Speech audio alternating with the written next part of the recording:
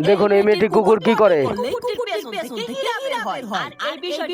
একজন লোক দেখে ফেলে। এদিকে মেয়েটি হীরাগুলো ও তার কুকুরকে নিয়ে বাড়িতে চলে যায়।